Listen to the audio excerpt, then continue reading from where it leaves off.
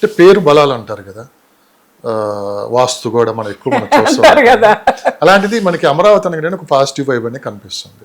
అవును, ఎందుకంటే ఆ పేరు బలం కూడా అలాంటిది. అమరావతి అనేది అప్పట్లోనే రాజుల కాలం లాంటిలోనే, అదే మన అమరావతి ప్రాంతం ఒక రాజధానికి అప్పట్లోనే వర్ధిల్లింది. అలాంటి దాన్ని అమరావతిని కంటిన్యూ చేస్తూ వాళ్ళు అమరావతిని పెట్టడం జరిగింది. ఇప్పుడు సడన్గా ఏంటంటే మావిగన్ అనగానే పబ్లిక్ ఏంటంటే ఒక నెగిటివ్ వాతావరణం అనేది అక్కడ కనిపిస్తుంది. మావిగన్ రీసెంట్గా రీల్స్లో కూడా కొన్ని చేశారు, చాలా మీరు కూడా చూసి ఉంటారు. అంటే ఇంత ఫండ్ జరుగుతున్న మావిగన్ అనే పేరు మీద జగన్ ఎందుకు వెనక్కి తగ్గట్లేదు? అంటే ఏపీ వెంకటేశ్వరరావు గారు మీకు ఐడియా ఉంటుంది, అంతమంది ఇంటెలిజెన్స్ చీఫ్గా చేశారు. ఆయన కూడా ఒక మెసేజ్ ఇచ్చారు, జగన్మోహన్ రెడ్డి గారు అంత సాదాసీదాగా మావిగన్ అనౌన్స్ చేయలేదు, ఇది ప్రజలను దృష్టిలో పెట్టుకొని ఆయన ఆ మాట అనలేదు, కేవలం ఇన్వెస్టర్స్ని దృష్టిలో పెట్టుకొని ఆయన ఆ మాట ఆ పేరు అనేది అనౌన్స్ చేశారు. అంటే రేపు నేను వస్తే ఇలా ఉంటుంది అని చెప్పి ఒక మెసేజ్ అని పంపించాడు.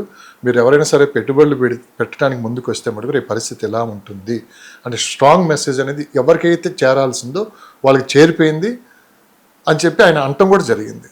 సో ఇది నిజమేనంటారా వాస్తవంగా ఆయన చెప్పింది? అంటే ప్రజల్లో ఒక రకంగా ఇది నడుస్తుంది, మావిగన్ అని ఒక కామెడీగా నడుస్తుంది, ఇన్వెస్టర్స్లోనేమో అది మావిగన్ అనగానే ఒక భయం అనేది ఒకటి ఏర్పడింది, ఒక కన్ఫ్యూజ్ అయితే రెండు కనపడుతుంది. ఇన్వెస్టర్స్లో కన్ఫ్యూజ్ కనపడుతుంది, ప్రజల్లో కన్ఫ్యూజ్ కనపడుతుంది. ఓ పక్క అధికార పార్టీలో కూడా ఒక గందరగోళం కనిపిస్తుంది. అవునా కదా, మీరేమంటారు? భయాందోళనలు అంటే అసలు గ్రోత్కి నామరూపాలు లేకోకుండా ఓన్లీ మనం అమౌంట్లు పంచుకుంటూ ఉన్న వాళ్ళని పని చేయకున్నా కూడా సోమరపోతులాగా తయారు చేసి అట్లా రోలింగ్ అవ్వడము, దానికి అలవాటు పడ్డవాడు కూడా కొంతమంది ఉన్నారండి, ఉన్నారు. వాళ్ళు సపోర్ట్ చేస్తున్నారు ఏ ఏరియాల వైజ్గా, అటువంటి వాళ్ళు కూడా ఉన్నారు. కాబట్టి అది అనేది నడుస్తుంది. ఇన్వెస్టర్లలోనే గందరగోళం తీసుకురావడం. ఇన్వెస్టర్స్ వస్తేనే కదా, ఇన్వెస్టర్స్ స్మార్ట్గా ఉంటారు, చాలా స్మార్ట్ ఉంటారు. ఎక్కడ పెడుతున్నాము, ఏమవుతుంది, ఏం డెవలప్మెంట్స్ వస్తున్నాయి, ఏంటి, ఇవన్నిటిని చూసుకొని పెడతారు. మరి వాళ్ళు ముందుకు వచ్చేస్తే గ్రోత్ అయిపోతుంది కదా. లొకేషన్ హైదరాబాద్ లో మనం తీసుకున్నాం, గ్రోత్ కావాలి కదండి, లొకేషన్ గ్రోత్, వీళ్ళు వస్తే గ్రోత్ అవుతుంది పక్కా. ఇప్పుడు హైదరాబాద్ ఒకప్పుడు ఏ విధంగా డెవలప్ అయిందంటే బిగ్ ప్లేయర్స్ అందరూ ఏంటంటే ఒక 10 సంవత్సరాల ముందే ఒక అంచనాకు వస్తారు, ఒక లొకేషన్ తీసుకొని ఇది 10 years తర్వాత నెక్స్ట్ ఇలా ఉండబోతుంది, ఇక్కడ ఒక రోడ్ రాబోతుంది, లేకుంటే ఇది డెవలప్ అవబోతుంది అని చెప్పి ఒక ల్యాండ్ ముందే కొనేసుకుంటారు. అంటే ముందే 10 years ముందే కొన్నారంటే అది నాకు తెలిసి ఒక ₹1,00,000 అనుకుందాం. అప్పుడు 10 years తర్వాత ఎంత అవుతుంది, అది 10 పెరుగుతుంది. అది ముందే ఒక ఐడియా ఉంటుంది వాళ్ళకి, అంటే లాంగ్ టర్మ్ ఇన్వెస్ట్మెంట్ అంటారు. అలాంటిది అమరావతిలో వాళ్ళు డేర్ చేయలేకపోతున్నారు. వై?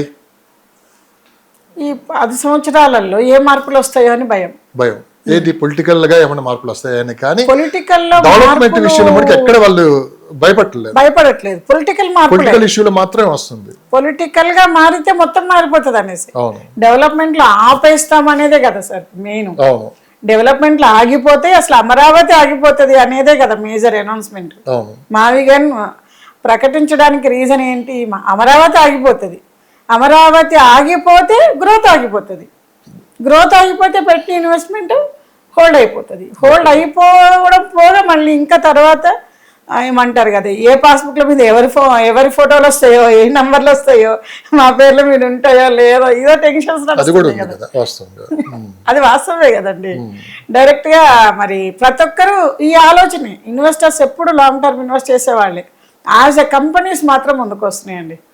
అది చాలా చాలా ప్రజెంట్ వాతావరణం అంటాను. ఎందుకంటే ₹1,000 కోట్ల ఇన్వెస్ట్ చేస్తుంది కంపెనీసే.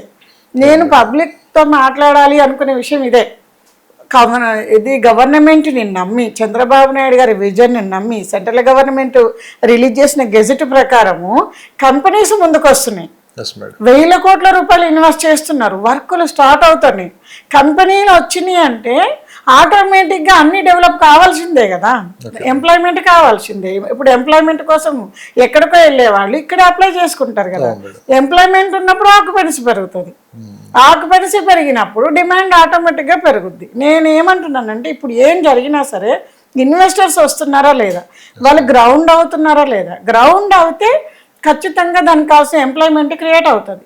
క్రియేట్ అయినప్పుడు మనకి ఆ ఏరియాలో గ్రోత్ పెరుగుతాయి కదా. ఎక్కడ వాళ్ళు వచ్చి ఇక్కడ ఇన్వెస్ట్ చేయగలుగుతున్నప్పుడు మనం ఆలోచిస్తే ఎట్లా, మనం ఆలోచించద్దు కదా, మనం ఆలోచిస్తే ఈ గ్రోత్ కోల్పోతున్నట్టే కదా. ఈ గ్రోత్కి వెనుకబడిపోతున్నామనే లెక్క. కానీ ఇప్పుడు ఒక మార్కెట్లో ఒకటి ఉంది, మార్కెట్ స్లోగా ఉంది అమరావతిలో కూడా అని ఒక చర్చ నడుస్తుంది. మరి ఇంత స్లోగా ఉన్నప్పుడు రేట్లు ఎందుకు తగ్గట్లేదని కూడా ఒక ప్రశ్న అయితే లేవనెత్తుతున్నారు. రేట్లు ఏంటంటే అండి, అక్కడున్న ఎకరాలు ఎన్ని పంటలు పండుతాయి దేంట్లో, ఆంధ్రాలో ఎప్పుడు రేట్లు తక్కువ లేవండి. అక్కడ ఒక ఎకరం అమ్మితే తెలంగాణలో 10 ఎకరాలు 25 ఎకరాలు కొన్న వాళ్ళు ఉన్నారు. మేము చిన్నప్పటి నుంచి మేము విన్న మాట ఇది. నిజంగా కూడా వచ్చి సెటిల్ అయిన వాళ్ళు కూడా తెలంగాణలో ఏరియాల వైజ్గా అట్లే సెటిల్ అయ్యారు. అట్లా ఆప్షన్ ఉంది. అట్లాంటప్పుడు రేట్లు తక్కువ లేవు. మళ్ళీ దానికి తోడు ప్రైమ్ లొకేషన్స్ అండి, రేట్లు ఎక్కువ ఎక్కడున్నాయి, ప్రైమ్ లొకేషన్. ఇప్పుడు మేము అమ్ముతున్న లొకేషను కాజాకు నియర్ బై, మంగళగిరికి నియర్ బై, కోర్ ఏరియాకి రోడ్ అడ్డంతో యువతల పక్కనే ఉన్నాయి. అది ప్రైమ్ లొకేషన్లో మనకు 25,000 నడుస్తుంది.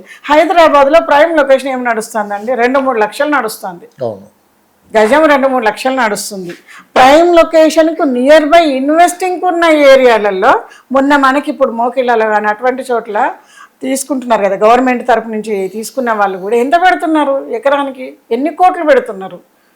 ఏం లేదు అక్కడికి వెళ్ళి చూస్తే, సిటీ అవుట్స్కట్స్లో ఏం లేదు, కానీ ఎన్ని కోట్లు పెడుతున్నారు. అది కదా ఆ కాస్ట్ ఉందంటే. ఇప్పుడు అమరావతిలో ఏం కాస్ట్ ఉంది, ఎకరం ఎంత 3 నుంచి 5 కోట్లు పోతుంది తాజా ఏరియాలో. ఇదే సందర్భంలో ఒక విషయం చెప్పాలి మేడం, అసలు రాజధాని అనౌన్స్ చేయక ముందు నుంచే ఎకరం 3 నుంచి 4 కోట్లు ఉంది అక్కడ.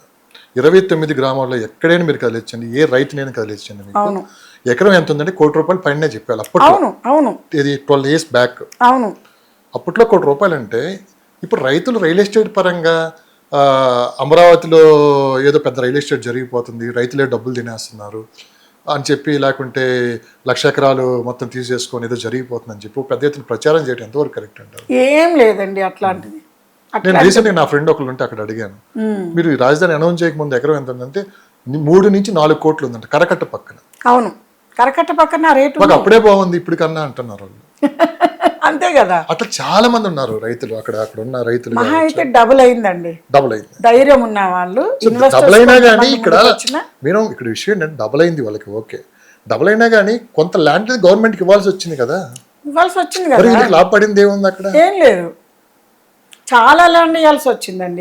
అంత ల్యాండ్ వీళ్ళకి కొంత వచ్చింది అంతే, కొంత వచ్చింది. మొత్తం అమ్ముకుంటే వచ్చిన దాన్ని కూడా డిమాండ్ గా అమ్ముకునే హక్కు వాళ్ళకు ఉంది కదా, ఉంది కదా. ఆ రేటు అంత ముందు అంత రేటు ఉంది కాబట్టి సో ఉన్న దాంట్లో ఒక 10% పెంచు. రియల్ ఎస్టేట్ అని కామనే కదా. హైదరాబాద్ అని సార్ ఇప్పుడు ₹1,00,000 కొన్నప్పుడు మీరు అమ్మాలనుకున్నప్పుడు మంచి లాభం ఉంటే అమ్ముకుంటారు, లేకుంటే లేదు కదా. రియల్ ఎస్టేట్ పరంగా రైతులు లబ్ధి పొందింది ఏంటి? ఏం లేదండి, రైతులుగా పెద్దగా లబ్ధి పొందింది ఏం లేదు. మీడియేటర్లుగా పెద్దగా అక్కడ అంత ట్రాన్సాక్షన్స్ అవ్వట్లేదు.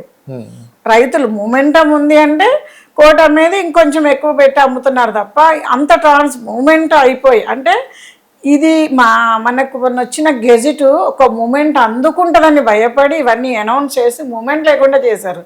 మూమెంట్ అనేది లేకపోతే కొంత మూమెంట్ అందుకుంటుంది. ఎందుకంటే ప్రతి ఒక్కరండి తక్కువలో కొనాలి ఎక్కువలో అమ్మాలని ఆలోచిస్తారు. ఏ ఇన్వెస్టర్ అయినా అంతే, తక్కువలో రైట్ టైం,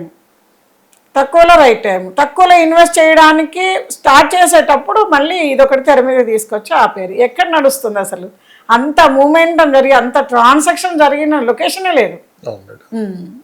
దాదాపు ఇంకా అందులో ఇంకా రైతులు బాగుపడేదే ఉంది. వాళ్ళు 10 ఏళ్ల నుంచి కష్టపడుతున్నారు. ఫస్ట్ అనౌన్స్ చేసిన 5 సంవత్సరాలు పంటలు సరిగ్గా లేకోకుండా వాళ్ళు ఇప్పుడు నా చేతిలో నేను రోజు చేస్తున్న పని నా చేతిలోంచి జరిగిపోతే నేనేమి హ్యాపీగా ఉంటానండి? రైతుకి పండిస్తే హ్యాపీ. ఇప్పుడు ఇన్ని డబ్బులు వచ్చాయని కన్నా ముందు చేతిలో పని లేకుండా ఖాళీ కూర్చోవాల్సి వస్తుంది. 29 గ్రామాల దగ్గర ఎక్కడ ఏం పంటలు పండట్లేదు, పెద్దగా ఏం లేవు. డబ్బు వస్తే వచ్చింది చదువుకో పిల్లలకు. వాళ్ళు రెగ్యులర్ పనిని వదులుకొని వాళ్ళ మైండ్ సెట్ ని సెట్ చేసుకోవాలి. వాళ్ళు ఎంత కష్టపడుతున్నారు. వాళ్ళు ఒక ప్లాట్ అమ్ముకొని ₹4 వస్తే తప్పే ఉంది. మానసికంగా చాలా ఇబ్బంది పడుతున్నారు అనుకుంటున్నా నేను. రైతులు అక్కడ వాళ్ళ పనిలో వాళ్ళకి పని అయిపోయిందంటే బాధే కదా. ఇప్పుడు 29 ఎకరాల వాళ్ళు బాధపడుతున్నారు. భయపడడానికి రీజన్స్ ఏంటండి? ఎవరు రీజన్స్?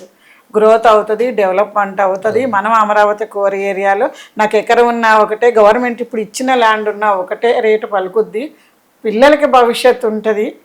నెలకు వచ్చే ఆదాయానికి సంవత్సరానికి 2-3 పంటలు వచ్చే ఆదాయాన్ని కోల్పోతూ కూడా పిల్లలకి భవిష్యత్తు, మన స్టేట్కి భవిష్యత్తు ఉంటుందనే కదా వాళ్ళ ఆ ధైర్యం చేసి ఇచ్చింది. అవి రెండు కనపడినప్పుడు ఎంత బాధ ఉంటుందండి వాళ్ళకి. ఇప్పుడు ఈ అనౌన్స్మెంట్ వాళ్ళని ఎంత బాధ పెడుతుంది. మళ్ళీ వాళ్ళకి సానుభూతి చెప్తానమని చెప్తారు, మా సమస్యలు ఉంటే మా దగ్గరకు రండి అని చెప్తారు. అసలు ఎవరి వల్ల ఆగిందో వాళ్ళ దగ్గరికే మా దగ్గరకు రండి, మీ సమస్యలు పరిష్కారం చేస్తామంటే నేను ఆ రీల్ చూసి అయితే నేను అనుకున్నాను ఏం జరుగుతుంది అసలు ఇక్కడ. ఒక కామెడీ లాగా కామెడీ లాగా అసలు సమస్యే వాళ్ళ వల్ల. మళ్ళీ మేమే పరిష్కరిస్తాము రండి అంటే వెళ్ళిన వాళ్ళు ఏంటో అక్కడ అసలు ఆ సిచ్యువేషన్ చూస్తేనే ఏం జరుగుతుంది ఇక్కడ. ఎక్కడ ఎవరికైనా సరే 100% న్యాయం అయితే జరగదు. గవర్నమెంట్ పరంగా ఇలాంటివి జరిగినప్పుడు ఎంతో కొంత ఎక్కడో సరే కొంతమందికి ఇష్టం లేకపోవచ్చు, కొంతమందికి ఇష్టం ఉండవచ్చు. మొత్తం మీద ఓవరాల్గా తీసుకుంటే 80-20 అయిపోయింది. 80% ఇష్టమై ఇచ్చారు, 20% బలవంతంగానో లేకుంటే ఇంకో రకంగానో ఏదో విధంగా జరిగేది. అది వాస్తవం గ్రౌండ్ లెవెల్. అది జరగాల్సిందే కదా. అది 100% ఇక్కడే కదా, ఎక్కడ తీసుకున్నా ఇప్పుడు మన దగ్గర తీసుకుంటున్నా కూడా జరుగుతుంది. రోడ్ వస్తుందన్న బాధపడుకుంటాను ఇస్తాం. అది నా ల్యాండ్, నేనున్నది, నా భవిష్యత్తు, పిల్లలు అనుకున్నది. నా ల్యాండ్ లోంచి రోడ్డు పోతే సెంట్రల్ గవర్నమెంట్ సెక్షన్స్ ప్రకారం ఇవ్వవలసిందే. కానీ నేను సంతోషంగా ఇస్తానా? ఇవ్వను. కానీ అది ఒక ప్రయోజనానికి వెళ్తుంది. 20% నెగిటివ్ ఉంటారు. అది సిచ్యువేషన్ తప్పదు కదా. నెగిటివ్ ఉంటాము, బాధపడతాము, ఇంట్లో తెలిసినప్పుడు ఏడుస్తాము, ప్రాబ్లమ్స్ ఉంటే అయినా కూడా ఇస్తారు కదా, ఇవ్వాల్సిందే కదా. గ్రోత్ కోసమే కదా. దాంట్లో ఇబ్బంది అయితే ఆ గ్రోత్ కంటిన్యూ అవ్వట్లేదు అనేది మేజర్. నంబర్ వచ్చేసి 8099725262. Thank you.